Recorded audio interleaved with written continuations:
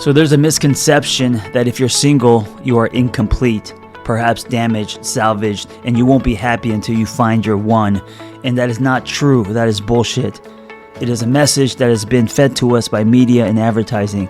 The truth is, when you're single, you have the richest soil for growth. That's why I created this podcast. And unlike other podcasts, this one is host-driven, not guest-driven. That means I will be rotating health and wellness experts 3 times a week to give you the giant box of wellness crayons, not just the primary colors, so you can start building a meaningful life. It's time to give singlehood a cape. You're in for a treat today. Today's host is Dené Logan. She's an associate marriage and family therapist based in Los Angeles. In addition to her work with clients in private practice, she is a mindfulness coach, a yoga teacher, a tenacious wisdom seeker, and a California soul through and through, just like me. Her and I both have Tupac in us. Biggie was wrong.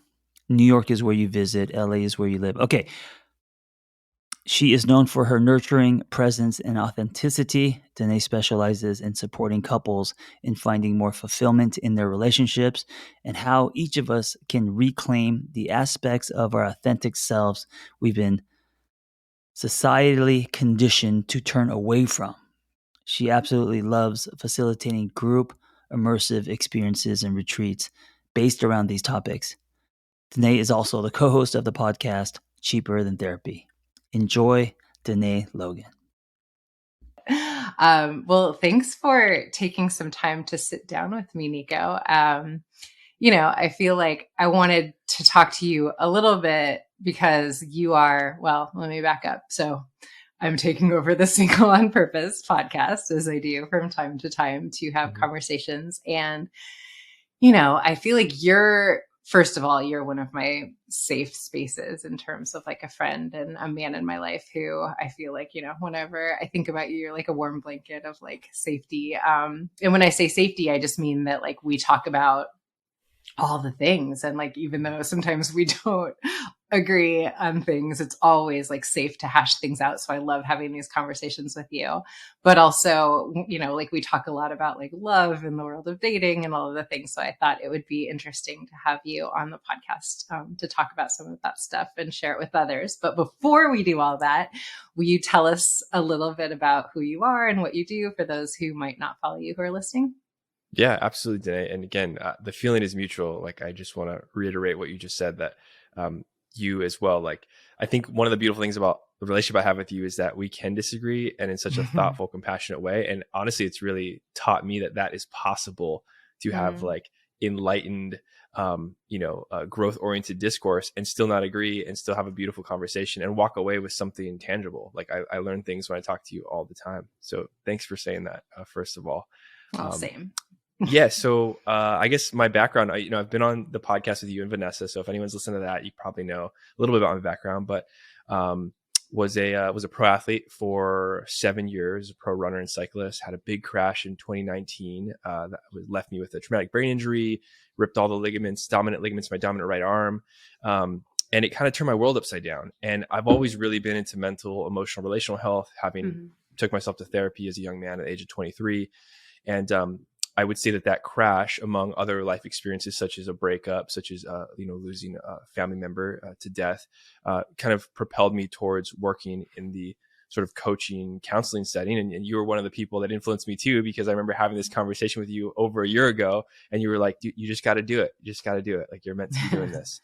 And so right now I work with clients pretty much all over the world. I have a podcast, Starve the Ego, Feed the Soul, of which you've been a guest on multiple times. And then of course, making content on the social medias, just like most folks. The social medias. I love it. Yeah. It's interesting because I do feel like not long before, but before you made the decision to really dive into holding space for other people, you already were doing a lot of holding space for other people. And you and I would have conversations and I would just be like, God, Nico, I feel like this is a little bit in alignment with what you're meant to do. And it's just always been so clear to me that you have so much emotional intelligence and compassion for I don't know, whatever the experiences that other people are going through. And you always had so much curiosity that I think is what is required to hold space for others in just such a beautiful way. And I feel like, you have been such a gift to me in the space of bringing me into the internal landscape of men a lot of times. My practice is interesting in that for whatever reason, and I think this is just a little bit how psyche operates, it's made up primarily of couples, but then also single women. And so, I work with men, but normally they're either married men or men who are just like, dating and in relationships, but not like a ton of like single men looking for love. And so I feel like I a lot of times will get a lot of perspective that I don't necessarily get about the experience of a man from you. And I think a couple months ago, we were talking about dating and we were like, oh, we should put this on the podcast, right? And so I guess, well, let me back up because we've talked a lot about a long-term relationship that you were in, like your most recent really long-term relationship. Yeah. And then you were back in the space of singlehood and I was in the space of singlehood. And what do you feel like you started to understand about dating post that relationship and being back in the game a little bit, Oh, that's a really good question. Thank you. I think, as we experience more heartbreaks and if we take a legitimate look at our behaviors and our patterns, right? And I mean like try to be as conscious as possible. I think with each heartbreak, I have met myself on a more deep level. Right. And that directly relates to my experience with dating. After my most recent separation, which was in May of 2020, it took me, well, first of all, I went back to therapy, really wanted to look at, how I contributed to the dysfunction of the relationship, how I contributed to the positive things of the relationship on both levels. And as I re-entered after probably about, I would say I didn't really start trying to date till about a year or maybe a year and a half after the separation. It's arbitrary number, but that's just, from my recollection, right? And so when I started to try to date again, I realized that, one, my deal breakers, as John and everyone else says, right? My deal breakers were severely different. It was like the level of importance of emotional availability and emotional intelligence was at the top of the list, whereas before my last relationship, it might have been in the top 5, right? And so I had other things that sort of were reorganized just based on my growth, and so as I re-entered the dating world, I just found that, I was more in alignment with the type of individual I was looking for. And it was less about just physicality or athleticism or intelligence or motivation or inspiration, and more about like, I want to know if this person knows himself on a deep level, right? Because that's what's going to hold us together. Because if they don't know themselves, it's really hard for them to get to know me, even if I show them me, right? And so I think that from that last relationship, perhaps the biggest lesson I learned among so many I learned from that relationship was what I really need in a partner, and so with that information of what I really need in a partner, it helped me enter the dating realm with like being, I guess, more easily able to say no, like not entertain something that I already know isn't for me, but still being curious enough to give someone a chance, get to know them. And also on the other forefront is being better with rejection, right? When people are like, hey, I'm not really, I've had a couple dates, I'm not into it. And I think that, it allowed me to sort of rectify a little bit of the consistent battle with my own internal ego of like, well, my self-worth is, has dissipated because someone doesn't want to be with me, right? Because my last relationship, my partner had left a couple of times. And I think that I'm trying to reiterate this or reorient this back to the dating process. But when I got back into the dating realm, it was just it was an intriguing experience because I realized that the pool I wanted to pick from was a lot smaller. And I think for a lot of people that makes them feel very discouraged. But for me, it actually made me feel more encouraged because as I met friends like you and other people that I love and are incredibly beautiful human beings, I'm like, these people exist, So there is a likelihood and a chance and a probability, in fact, a high probability if I keep putting my energy out there like I am, that I will attract someone that is in alignment with the same values person I am, is their own individual, is interdependent, right? And it's someone that I want to pursue a relationship with, whereas I think before that relationship, I had a more myopic view on what I thought I needed, if that makes sense. Yeah. I mean, I love that so much. And I kind of want to circle back to that. We'll come back to that. Yeah. Because the first question that came up for me was, Vanessa and I were talking a couple podcast episodes ago about this article that was being circulated. I don't know if you saw it, but it was like the rise of the lonely single male. And it was like a lot of therapists were talking about it. I don't know if it was like on Psychology Today or where, it came from, but they were basically talking about how in the dating landscape, women are doing a lot of like inner work, and they're doing a lot of therapy, and they're and obviously these are generalizations, but this is what the article was saying, that they're really struggling to find men that are meeting them there, and that are like, that there's sort of a skills gap in terms of emotional work and emotional intelligence, right? And I guess I'm curious to hear what your thoughts are on that, and like that I think the article was saying that there is like a certain pool of men that are on the dating apps and like are constantly getting dates. And then there's like, and that's a small pool. And then there's like a really large pool of men who are really struggling to find dates and find companionship. And I know you work with a lot of single men, right? So I'm just curious to hear what even hearing about this article brings up for you.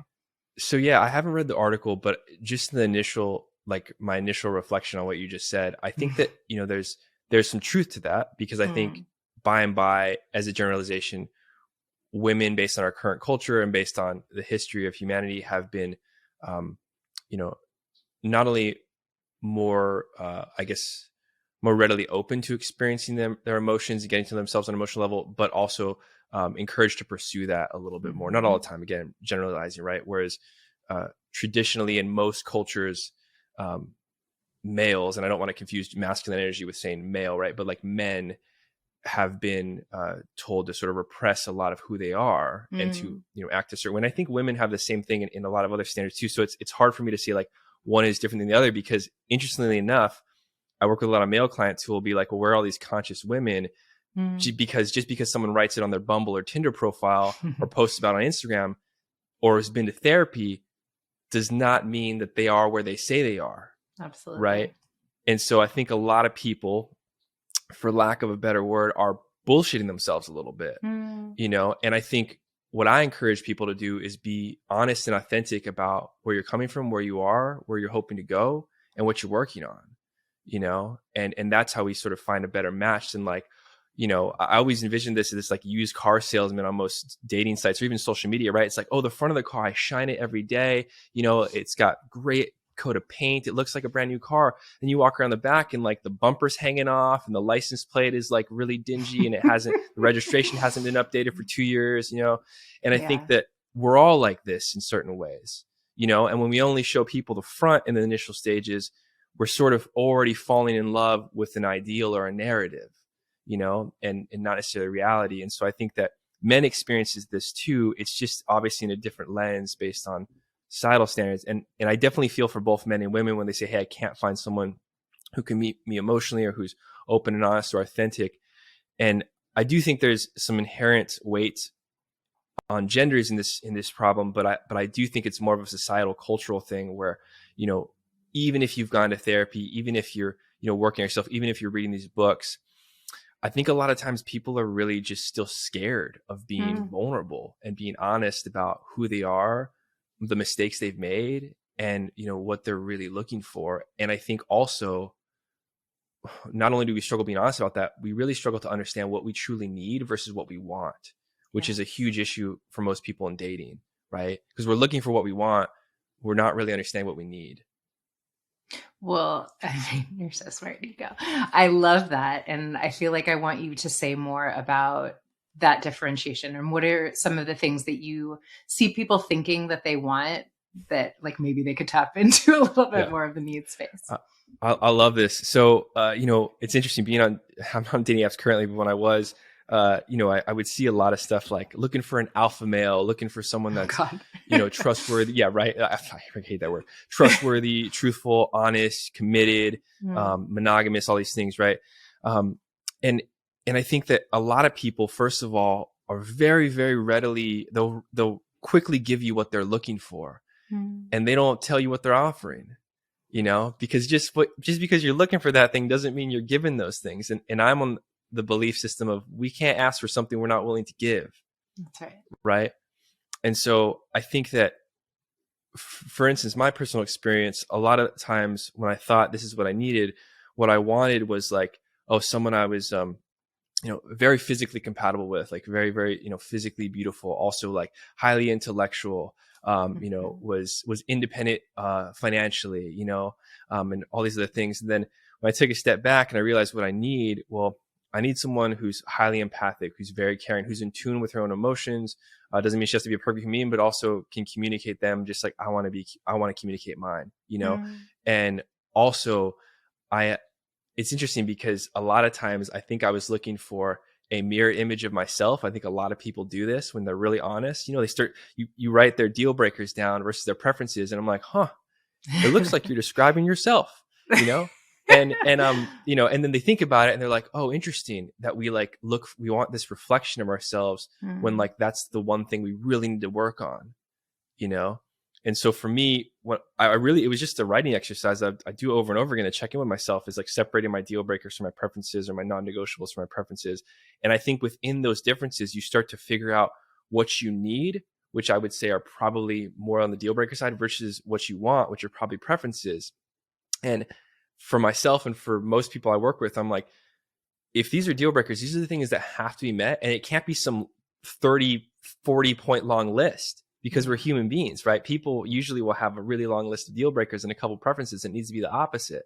We need to be a little bit more like water in how we approach dating and partnership, because oftentimes like some of the best partners are sitting right in front of our faces and we're ignoring them because of like the lack of polarity or lack of chemistry or something, which I think is equally as important. But, I think sometimes we put too much weight on that, like initial, like, oh my God, I want to jump this person's bones, where I'm like, you have an incredible soulful connection with this person. Like, if you by chance might pay attention a little bit, you might be able to develop sexual intimacy, but that partnership might be way more beautiful than if you met someone on Tinder, Bumble, or Hinge that you think is like super hot, and, you get a couple beers with them and you have great sex. But after that, there's not really much depth there, and not to say sex is important. I think it is incredibly important. Yes. But hopefully that's somewhat of an answer, because I think that it's hard for me to say specifically, how to find that from one point in life where it's like, oh, I need to delineate my wants or my needs. But I think it's a process over getting to know yourself better. Then you're honest with yourself at some point of like, I know what I need. Yes. I also know what I want. My wants, I can kind of probably shift them around a little bit. My needs, I can't change those things. I mean, I love that answer so much. And here's what I find challenging, and like even challenging in supporting people in the realm of dating. Yeah. I couldn't agree more. I think our work is to know ourselves well, so that when we are in the space of getting to know someone, we can just, really respond to the truth of what this is bringing up for me, and know our bodies well enough to like tap into what the somatic response to being in this person's presence is. All of those beautiful things, right? And I find that the dating apps, man, like I feel like they're such a, oh my God, I could go on. I'm like, they're just such a like dehumanizing space of like, well, first of all, if you're someone like me that gets like easily overwhelmed, it's like too much. Like I can't see this many human beings in like the span of 5 minutes. Like my brain's like, But also, there's just so much rational mind, and like I'm such a like feeling person that like I could probably fall in love with anyone if I spend enough time with them. Right. But I think there's like, I think you know what I'm saying, but I'm trying to articulate it. It just feels like it removes some of the magic for me.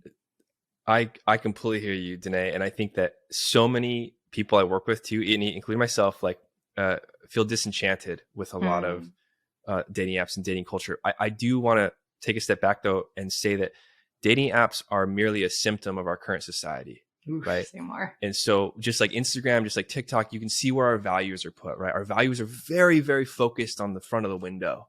You know, like, did we shine it? Is, same thing with like the front of the car analogy that I was kind of putting up there, right? And I think it's, the way I see it now is less of a judgmental thing and more of a tool, you know?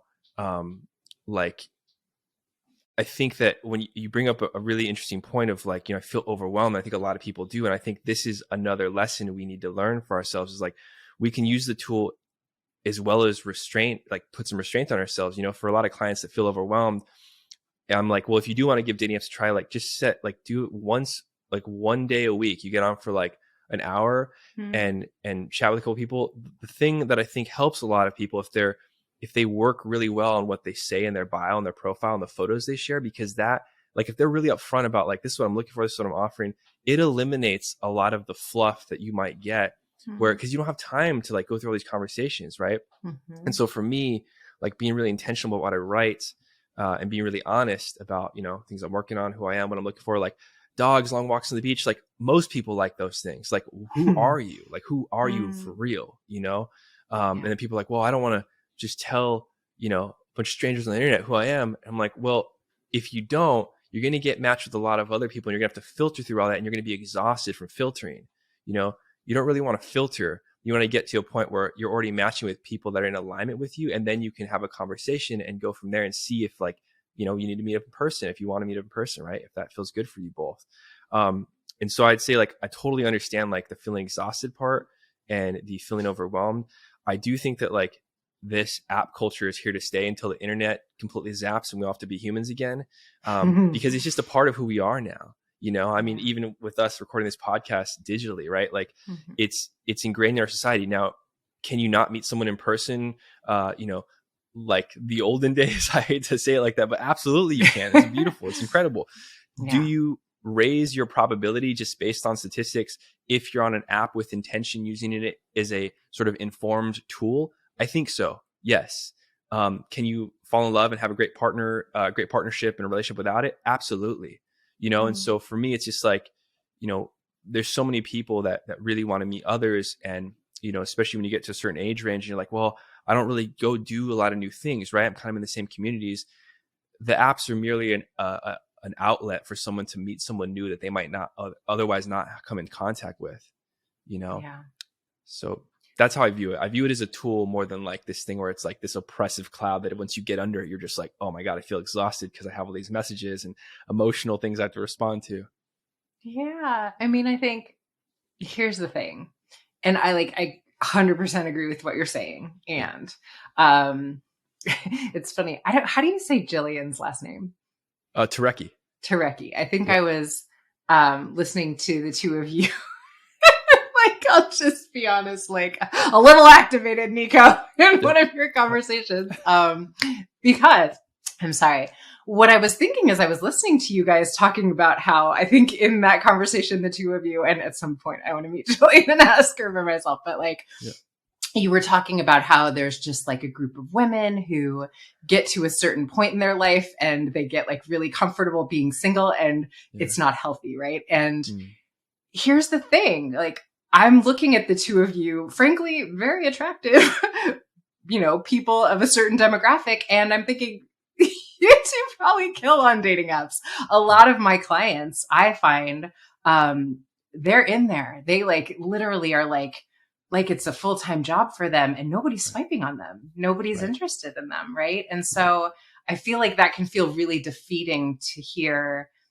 It's not healthy for me to be single when I feel like I would love to have someone be interested in dating me. And I'm not the demographic. And I don't think, I think that's men and women, but I think that there are a lot of people who are not the demographic that people are seeking to be going on dates with. You know what I mean? Absolutely. Yeah. I think that specific clip with Jillian, I think got... You're like, today you keep bringing it up. You didn't hear the whole it's thing. Okay. I want to talk about it. I appreciate you talking about it because it's important. I think that, it did get misinterpreted a little bit because I took that clip specifically because I knew it was going to ruffle some feathers, but in the greater context, what was really being said, and if it didn't come off this way, like, apologies on that front, but I think what Jillian was really saying and how I agree with her in this is that, you know, the people you're speaking of are consciously choosing to go out there and pursue dating, which I think is wonderful, right?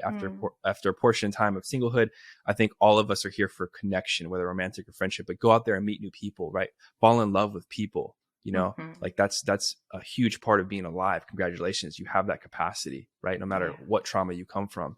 And I think what Jillian was saying is like, she was speaking more towards the people that are choosing not to pursue relationships, like consciously saying like shutting things off, shutting themselves off. And it wasn't directly related to apps. It was just directly related to like, you know, when you've been so hurt or so traumatized, all of a sudden like, well, I'm just going to be single because I'm avoiding the risk or the pain that comes with possibly getting to know someone I might fall in love with and I might lose again, you know. And I really think that was what we were speaking to in that context. But in that clip, it sounded like we were basically criminalizing singlehood, which is not what I'm doing, you know, at all. Because I think that, as you know, a lot of people don't stay single long enough and jump from relationship to relationship and just carry this bag of like busted toys, you know, in the form of emotions, and then jumping onto the next person like, hey, here you go, Merry Christmas, you know.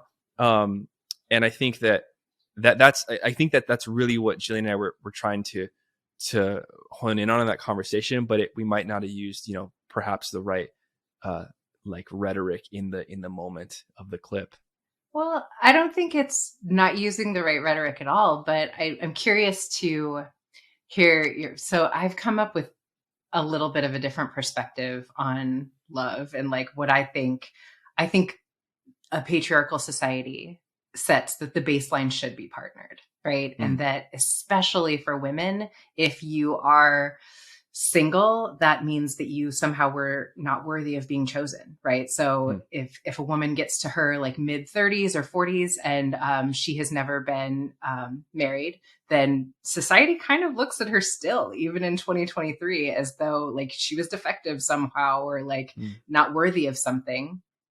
And what I also see in a lot of married people is that, again, for women, there's a lot about partnership that can be a bit of a raw deal, you know, can be a little bit of like, what am I actually getting out of this? And listen, conscious men like yourself, that is probably, and obviously that's kind of a heteronormative way of holding it. But I think that a lot of times there is a lot that is not of benefit in terms of partnership. And so what I've sort of come to the conclusion of is we should be in partnership when it's justified, but what if single were the baseline? What if I'm single until someone comes along that makes me not want to be single anymore, but singlehood is so amazing and I'm so in love with my life. And, you know, I'll use myself as an example. Like, I don't feel like I'm a lonely person. Like you, tons of people in my life, like make my life really rich with connection. But I think we sort of say that women especially are some, like, from my perspective, are women are somehow incomplete until partnered. Do you know what I mean? That's interesting. I do hear that. I feel like men get similar things. So even if we look at like someone like Leonardo DiCaprio, like people consistently criticize him for being in his 50s or almost in his 50s or something and dating all these like 23-year-olds and then, you know, dumping them. And they're like, this guy, like, what's going on? You know, he can't hold a relationship. Like he's not married, you know? I feel like, you know, I think men get criticized too, just in different levels. But I do know absolutely women get criticized if they're not in a relationship. I would say that, like, I agree with you though, like healthy singlehood should be the baseline. But to me, when I use the word partnership, it's in the terms of like health. Like it's like, you know, when I don't say partnership unless like it is a functional relationship, you know. If it's dysfunctional, I'm like, well, you just got a dysfunctional relationship. It's not really a partnership, because partnership to me is like we're meeting each other on this and we're working on this shit, right? And it doesn't mean it's devoid of conflict or devoid of arguments or devoid of, you know, pain or suffering, but you're working on it together, right? I think that, you know, I don't think we can like objectively say that human beings aren't here for some sort of partnership just based on our biology. Like we procreate. Right. And so, you know, we make babies, and in babies, that is a partnership. You know, you need a partner to make a baby. And so I think that this even precedes patriarchy, right? It's ingrained in our DNA that we want to have relationships. And I don't speak of like relationship as just of being like romance. You know, I think what Jillian and I were trying to get at is like, you know, don't shut yourself off because of your trauma or your pain. You know, it's okay to be single, but like get back out there when you feel ready. You know, at least pursue meeting other people. It doesn't have to just be for romance, right? Whether it's monogamous or polyamorous or whatever, like open that door again to your heart, because that's living. Yeah. You know, whether you're single or in a relationship, like kudos for just putting yourself out there again, right? After you've taken some time to learn from the past one and not just bring the same trauma over, right? I want to always preface what I'm saying, because people are like, oh, like Nico said in this podcast, I should just get back after. I just got out of one 2 weeks ago. You know, it's not what I'm saying, right? But I think we agree in the sense, Dene, that like, you know, I do think healthy singlehood has to be the baseline. Absolutely. Yeah. You know, if you're not okay in your own company, you're never going to be okay in someone else's. 100%. Right.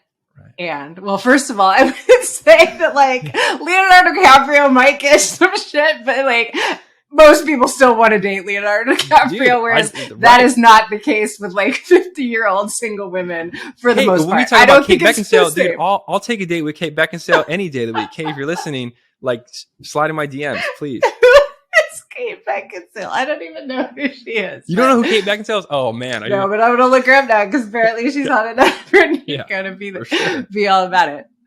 Okay, so there's that. I don't think George Clooney was getting a ton of like negative flack as a bachelor before he got married, but we'll leave that debate for another time. However, I do want to circle back to what you were saying about, you know, healthy relationships are what are sort of life affirming and like feeding our soul. And, you know, I'm curious from your perspective to hear like what that looks like, because I'll be honest, and some of this might be, I don't even think this is like my skewed perspective as a couples therapist, to be honest. Like I see a ton about relationships, and I'm going to speak in terms of like married partnerships in this context. I don't know a ton of people, to be honest, Nico, that are happily married, meaning I know like it is like a societal norm baseline, like facts, like men talk about their woman as the ball and chain who like makes my life miserable. Women talk about like how their husbands are idiots and never help them. That movie and book, Fair Play, was like a phenomenon because all of these women were like the amount of emotional labor that we're carrying is so out of alignment with what men are carrying. And so I feel like, yes, in theory, I would love for everybody to have really healthy, functional relationships. But like, think of the people that you know that are partnered. How many of them do you know are like thriving in their partnerships? The people I know, I say it's a subjective answer because a lot. I will say, friends. Because I have, and they're the people I seek to emulate because their relationships are not perfect. They're far from perfect, but they're healthy, right? They're progressive. They're expansive. I think that I agree with you, Dene, that it is extremely hard to find a healthy partnership. But I would say, going back on your first point, we have to have the healthy partnership with ourselves first. So if we create a society or start to progress a society where people start to get to know themselves better, do some more deep shadow work, rectify their childhood trauma, understand their patterns, their preconceived biases, like we start to ripple out and we create healthy relationships through that work. Yes. Right. And so as that expands via a lot of different ways in society, I do think we're in a paradigm shift right now, from like, if we even look at like the end of the 1960s, 1970s, when the Vietnam War was happening, when like there was this huge hippie revolution, I feel like we're on the precipice of something like that right now, because a lot of people are waking up again from a slumber. Yes. And this is how humans work. We go in cycles. We repeat history. As unfortunate as it is, we do the same shit over and over again. We're not doing super novel things, really. We've had Renaissance periods before. And right now, I think we are in a Renaissance period of the human soul. We're looking for meaning, and meaning we have to find within ourselves before we find within another. But to share that meaning with someone else is, I think, one of the most beautiful things on the planet.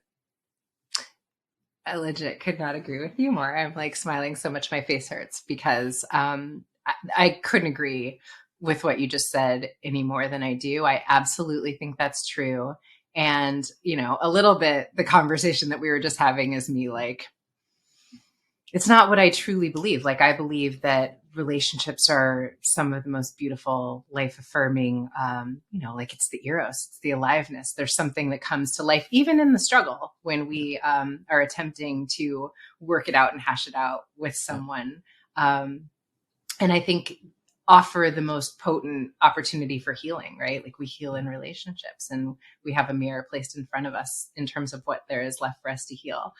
obviously. I believe that is true. It's why I'm so passionate about couples work. But I do think that something that you just said is important in terms of how things have to shift. And I'm curious to hear more what your thoughts are. I remember, I think this was actually in a conversation she was having with you, to be honest, was Dr. Alexandra Solomon was talking about how our grandparents' model of what a marriage and partnership looks like is just not going to work in 2023 and beyond, because we have too many opportunities for instant gratification. We have a need to make meaning versus like, you know, just like we used to sort of be like, I just want to be comfortable. I just want to like, you know, retire and like build a 401k, where people are really looking for something different out of their lives now. And I think it is causing us to relationship different. I'm like, I don't think that was a sentence, but you know what I mean? I think that it is causing there to be a need for us to like really have a different kind of partnership, right? Absolutely. I think so. It's not to say that there weren't incredibly deep, emotionally intelligent and deep relationships back then in the 30s, 40s, 50s, 20s, 1910s, whatever, right? It just is evolving because we are evolving, you know? And so we often forget in our incredible intellect here on the planet Earth that we are a species who is evolving still, right? And so as we expand, so does our happenings, and a relationship is a happening. It is a thing, right? It is happening. And so I think that, you know, we just have to be honest. Like sometimes we think we're like this like, and we are an incredible species, but we kind of like zoom in so far that we're just like, oh, like nothing's changing. We're so stagnant. And then if you zoom out, like, you know, I say this a lot, we're like these tiny little vessels on this magnetic rock floating around this giant ball of fire energy in the middle of nowhere. Like it blows my mind. And then we watch these movies, like these Marvel movies, and we're like, oh man, I wish Iron Man was real. I was like, it's happening right now. Like really, like if you really think about it, these movies are literally just glimpses of the universe that exists within like your head, what you can think of, right?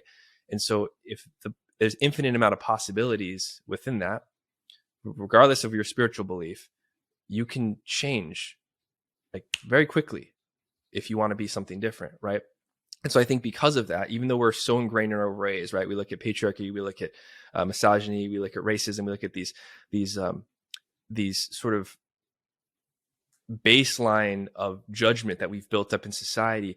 It's really just a reflection of our own internal oppression. We're not meeting ourselves and we can't meet someone else. And it's really just a mirror image of our relational dysfunction too. Because when I talk about relationships, I don't always talk about relationships from the outside perspective. It's not like relating to others, it's relating to yourself. You know, most of the time your anger and your pain is because you don't have a relationship with yourself. You know, I can speak from experience. Like I know what that feels like, even on a daily basis still, you know?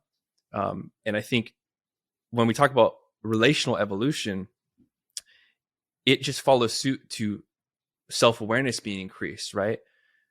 Less of a self-impotent society, meaning like I'm not just focused on myself, like selfishness, but more of like a selflessness. And selflessness doesn't mean codependency. It doesn't mean giving everything about yourself away, but understanding that like, yes, you are an incredibly important, unique thing that's part of this group of incredibly important, unique things. You know, there's not very much differentiating you from another human being as far as your capacity to love, to feel, you know?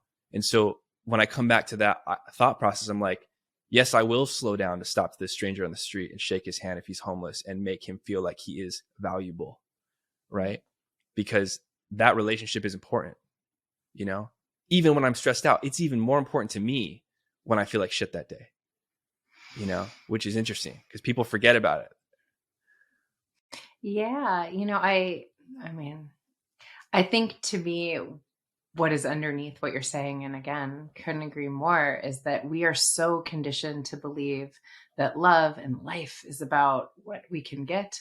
And I believe that the fulfillment and the the thriving really comes in the opposite. The more that I fill myself up and focus on what I can give other people versus what I can get from other people, it just feels better, you know, like that thing of what you're speaking about with stopping on the street to see another human, is that is like the space of service. And if I am able to be of service to my fellow human, it's most like selfish thing possible, because it makes me feel better when I get out of my head and into somebody else's experience, right? Absolutely. The exactly the thing I want to add to, well, I guess your initial question is that, for a long time we've measured the success of a marriage by length of time, That's right. and that's a shitty ruler. That's Mm-hmm. not a good tool of measurement, right? Because time is a human conception, right? The universe doesn't operate on time. We do. We invented clocks because we're like, oh my God, we die. So we need to sort of commodify time to make sure we're not wasting it. Right. And so you can be a relationship and frankly be wasting your time. You can be in a marriage for 40 years and be extremely unhappy and feel alone and feel depressed. And so, I think that we need to stop measuring relational or marital success on time, and measure on, do you truly love the company you keep? We all get old and saggy. Will you share a cup of coffee with this person, look into their eyes, and still feel as alive as you did when you first fell in love with them? That doesn't mean it's some fairy tale whimsical thing. You have to work towards building that, right? It's not you meet this person, okay, unlock achievement, good. We played the video game, we're good, we're done, we can put it away. It's not like that. Simon Sinek brings up game theory a lot when he talks about leadership. And I think I've said this before in the conversation with you, but we're all playing these finite games because we will look at basketball or golf where there's a set of rules, a desired outcome, which is usually us winning, score more points, do this thing, we get this result. Relationships are infinite games.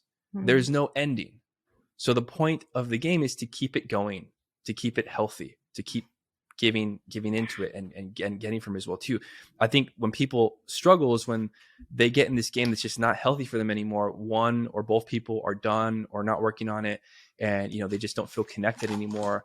And let's say that they've done their due diligence and done a bunch of work, gone to couples counseling, is still not getting better.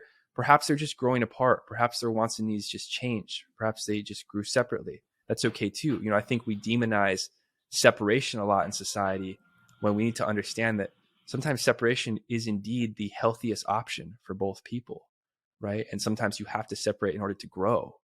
So I think that when we just measure relational success on time together, it's like, oh, you've been together for 10 years. Congratulations. Like, why are you congratulating them? Like, you don't know if the relationship's healthy. If you know their relationship and it's an incredible relationship. Like, I have some friends who've been together for a long time, and I'm like, man, that is amazing. Like, I see them fight. I hear them, get into fights with each other, but ultimately they've made it through, right? They continue to push through these disagreements, these internal battles, right? They put the work in together as a couple, right? And they both bring it to the table. It's not just like one dragging the other person up.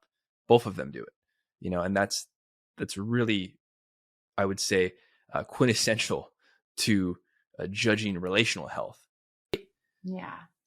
I mean, it feels so exciting to be alive at a time when these are the perspectives that we have. It feels so expansive. And I think that is, to me, the measure of when this relationship is life affirming and I am growing and feeling inspired in this dynamic, right? I think, yes, absolutely respect and just, acknowledgement of who this person is. But if we're not still inspiring one another to grow, and, I think we think that love is about this person loving me, right? I think, and that, like, to me is a lot of times what the challenge is with a lot of the relational content. It's like, find a man who does this for you and this, like, and if he doesn't do this, and it's just, I think, gives us such a distorted view to the point you were making earlier of what our relational work is, which is, how am I showing up, right? Because that's what I can control, right? Like, I don't get to control whether or not someone is doing X, Y, and Z for me, but loving someone to me is, I see this person and I want to rise to be the best version of who I can possibly be because this person inspires that in me. You know what I mean? Absolutely. And I think equally being able to, fall and be caught as well too, because we are all going to fall at some point, and I think that's one thing that I think a lot of men, for, strong as they try to be, are also wanting to feel like they also can be held, because I think for instance, when we speak of like, traditionalist theory, like a lot of women believe they should be, the guy should be the caretaker. He should be, I'm like, well, men want to be taken care of too. I think a relationship is we take care of each other. We take care of ourselves and each other together. It's a partnership. Right. And so I think that, when I see, women celebrating their partner, I'm speaking heteronormatively, of course, but when I see anyone celebrating their partner, that's a beautiful thing. Yes. When I see like, when I hear of like my female friends supporting their male partners who are like, say, get laid off or struggling with something in their family or something, when they, can be a shoulder for them to cry on, not judge them, not think they're less of a man, not think they're, weak for doing that. Because they step into that role of like mothering. And it's I'm not saying like mother your partner. That's not what I'm saying at all, but there's that innate beautiful thing within all women that like you have this, you're a life bringer, right? And so you can caress life in a way. You can caress sort of the emotions and the waves that come with life. And, many men are looking for that space to be held as well, too, just like women want men to hold that space for them, And I think that's one thing that freaks a lot of women out is when like, they see this strong stoic person for most of their life. And then that person, breaks down or crumbles. And sometimes it can destroy a relationship. When I think sometimes that's when sort of the soil is the freshest to plant new seeds and connect on even a deeper level, because you see your partner on what they struggle with, which is an incredible, I would say, it's just an incredible experience, because not many people get to see someone at that level of a human experience, right? And usually it's the people that are closest to us, our closest family members, maybe our closest friends, but for sure, like our romantic relationships, Yes. And so I would say, just for me, I would hope that more women as well to understand that, like, men too want to be held in that way, not just the one-sided thing. I think we both, in the masculine and the feminine, through all parts of society, we have room to grow, and we should be growing into each other, not away. Yes. And I have a visceral reaction to the mothering element, because I think that to me is where, to me, mothering, and this is the challenging thing, is actually an incredibly masculine role. And it's very task. It's very containing. It's very like, I need to hold things down. And what I find, what I think you're speaking to, which is like necessary in the beauty of relationships, is actual intimacy, right? Like I let you see me, but what I find is the dynamic that is so common and really detrimental to relationships is that women do get into mothering roles with their partner, and that really kills the life force, the erotic charge between two people, because, as Vanessa often says, I can want to mother you or I can want to fuck you, like choose one, right? But I think it's tough. And I think this is a tough line for both men and women to know how to battle that. But I think the bigger struggle, or I don't know, the way out of that struggle for me is a lot of times like that. Remember when we were talking about like that conversation with Connor Beaton saying like, your woman doesn't want to like hold your, how did he say it? Like your emotional world for you. Like she wants you to have that awareness of what's happening and then bring it, right? Like not like figure this out for me. I have the capacity to like go inward and like do the navigating of what's happening. But I think sometimes when it's like the chaos of like, I have no idea what's happening, fix it, then it feels really sort of maternal. Do you know what I mean? Yeah. And I guess I use the term mothering that's why I said like, I don't mean like mother your, I mean, like when I think of mother energy, I think of like Mother Earth. I think of like being held in a way that's safe. Like I'm in like my natural environment. Right. And I think that I actually disagreed with Connor on that comment because I think that he's applying that to men. And I think that like that has to do with all genders, because I feel like a lot of times women will dump their emotional shit on the guy, and then the guy will try to like find a solution or fix it. And it's like, hey, well, you haven't processed your emotions yet. So like you need to do that shit first. Yes. And then we get together and we can like hold space for each other. I think women do that just as much as men do. And so when Connor said that, it wasn't so much with I had a problem of what he said. I had a problem that he genderized what he said to men. And I know he's man talks, but I think when we speak, especially as like counselors, therapists, coaches on the internet, we have to always put the caveat in, right? Because people read it and then they're like, okay. And then they just run with it. And so if you don't write like sort of the loopholes of how people could, whenever I write posts, I'm really trying to think about what will someone interpret this as who is looking at it through their own subjective lens of trauma or experience, because I want to make sure I write for that person too, because I don't want them just to misconstrue what I'm saying and say that like they can just go to their partner and be like, hey, I read this on the internet and you need to stop emotionally dumping on me, and then they do the same damn thing, but because they're talking to their partner who's a man, they feel like they can say that because someone said it on the internet that has a lot of followers, and so I wanted to be careful with sort of agreeing with Connor, because like I think this is the boulder that all of us have to pick up, not just men. Like when I'm talking about emotionally, like, looking for someone to mother me, looking for someone to caretake me, because I know I've been on dates and I've been in relationships with women that do the same thing, Totally. I mean, it's so hard because listen, if you feel like you do that on Instagram, like bravo, because I feel like the nuance is hard to capture. And I feel like so often people will be like, well, this example. And I'm like, yeah, it's hard. It's hard to capture the nuance of humanity in however many characters we're writing about in these little squares. But also, I agree with what you're saying 100%. And here's the challenging thing for me, and I'm curious to hear your thoughts on this. And a little bit, this is why I'm so fascinated by the dance of masculine and feminine energetics, and that I love like studying it and attempting to figure it out. And I don't think that men and women are the same. I don't think that there are, I want to give an example. So like yesterday there was like a homeless person who was like, I don't know what this man was trying to do, but something, and I felt afraid. And I texted my kid's dad, and he was here in like 10 minutes and like literally just like had the conversation with that guy. And like, but there was so much like exhale and safety and containment.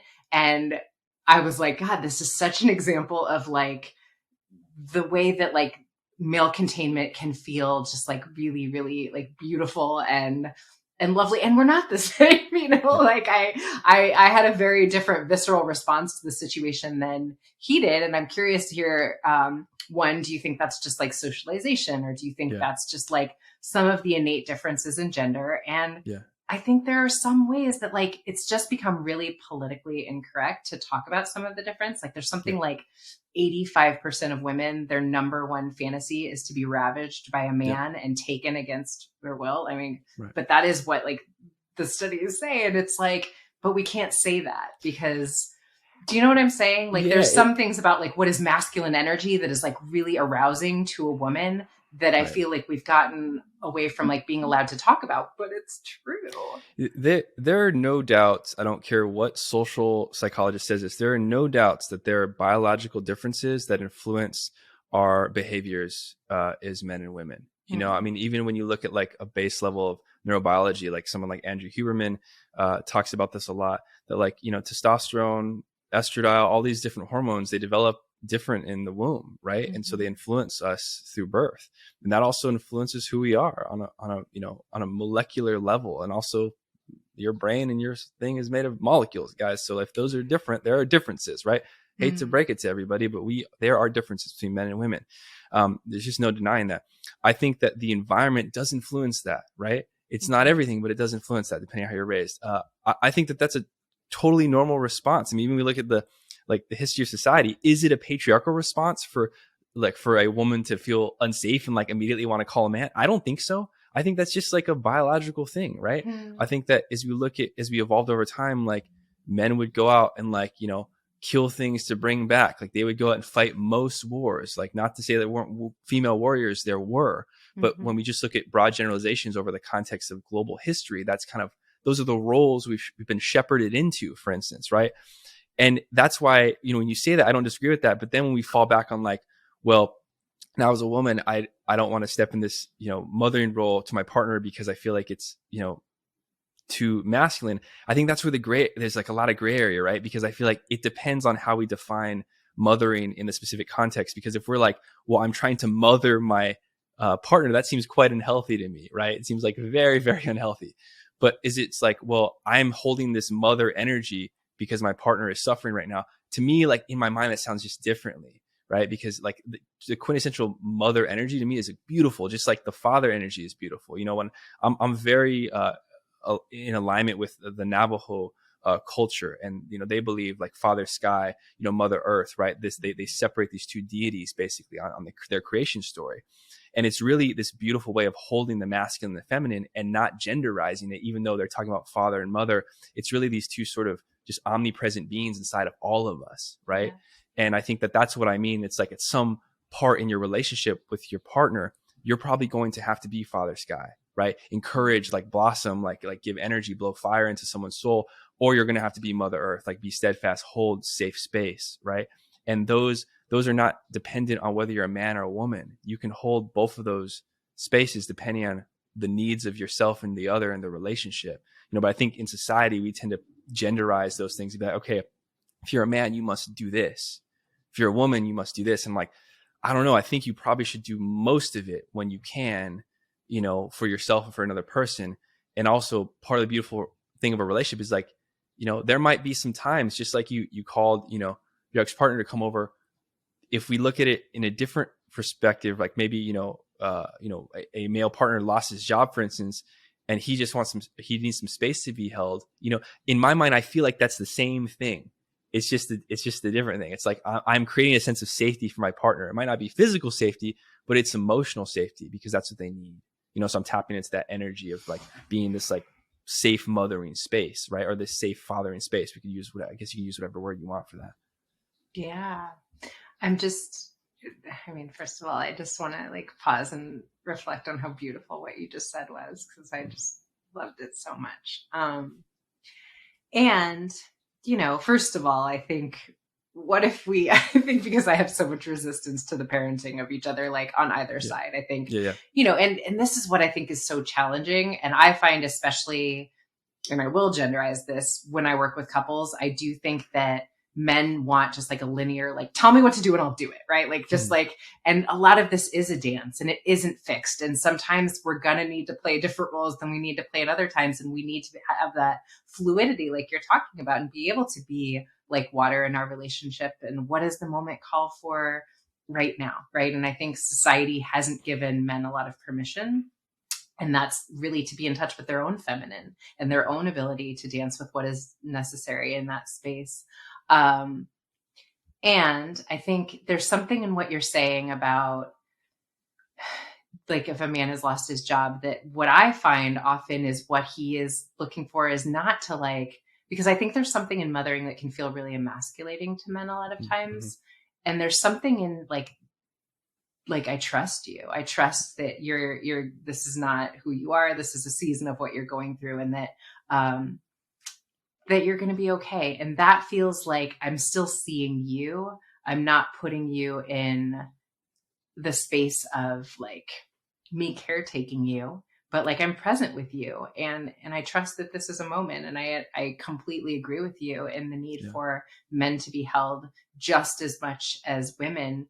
And I think that there are still differences in, what that might look like in one of those challenging moments. And again, none of this is fixed. None of this is like, this is the clear way you do it. But I do think where we get into trouble in our partnerships, like across the board, and this is the thing that I will like, the hill I'm willing to die on, is that we just get in the space of parenting our partners way more than is good for us, you know?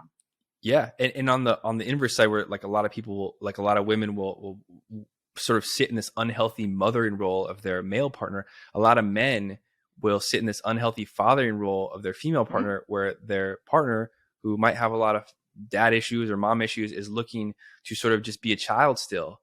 Right. And I think that I see these dynamics on both sides, and it can be flip-flopped, you know. It could be like the woman holding this unhealthy father space, you know. It's not like this linearity at all, like you're alluding to. I agree with that. But I do think that there's like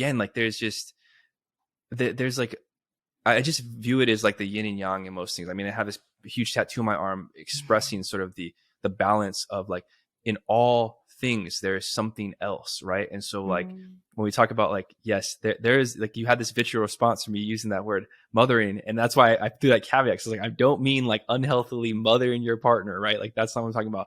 But I think I don't want to be scared Just like I was so scared of using the word God for 12 years of departure from religion in my 20s. I don't want to be scared of using the word mother or mothering because I come from one. I wouldn't be here without one, and so it's a beautiful thing. There's unhealthy mothering and there's also healthy mothering, right? And that's open to interpretation in a lot of ways. And so I think using it as an adjective, I want to be clear that, like, I'm not saying you mother your partner, but you can hold, once in a while, some deeply healthy mother energy, and you can hold some deeply healthy father energy, right? And it is dependent on the needs of yourself and the relationship and your partner. The issue is when we get stuck in those roles and then we cement ourselves in those roles, it becomes a problem, because we're less fluid, and all of a sudden, okay, well, they're just always going to be like this, so then I'm just going to always act like a baby, because they're just going to keep being there to take care of me, and that's real. That's not relating. To the point of what you're saying, like, someone could easily say, my kid's dad rushing over here to, like, help me, like, that could be father energy, right? Like, he came in to, like, handle the situation like a dad might. And right.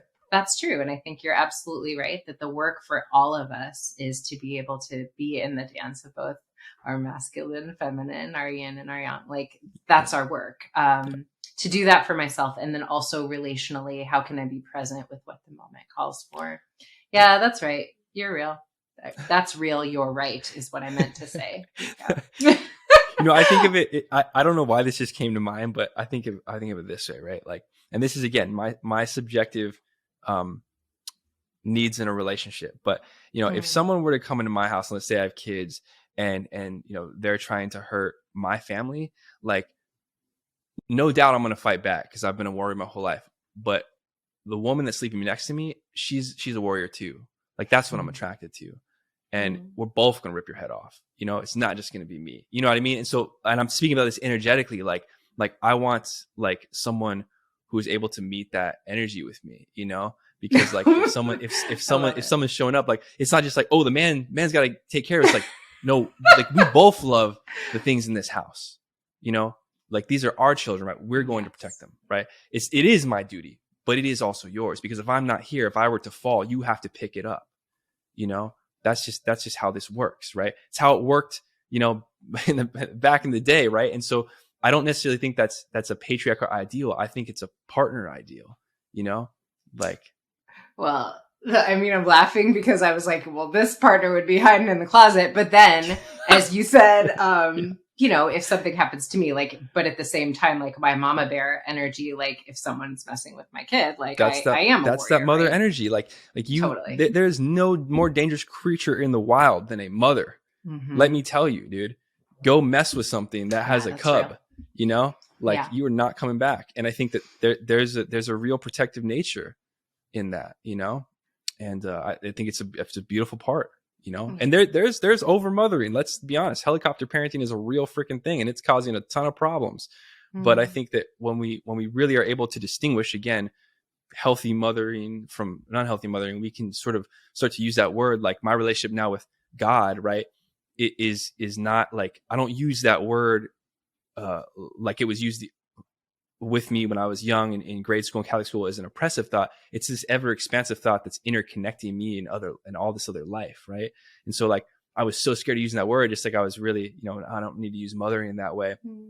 And I've just, let's say, re-upped my relationship with the words, See, Nico, this is why I love talking to you, because you're, like, really reframing some of my thoughts around my visceral response to parenting, and I think that is why we need to be open in conversations forever about, like, what else could be true, and that we can just get really sort of fixated in, this is the truth as I see it, and I'm not budging. And I think there's, like, some beautiful truths to what you're saying, and that anything in its extreme version can sort of become a pathology, but there is nuance, and there is beauty in all aspects of our humanity. So I appreciate you so much. And likewise, I appreciate you sharing your wisdom with me and with the Single on Purpose audience. So I know you were talking about all the socials, but where can people find you if they're interested in working with you or learning more about what you do?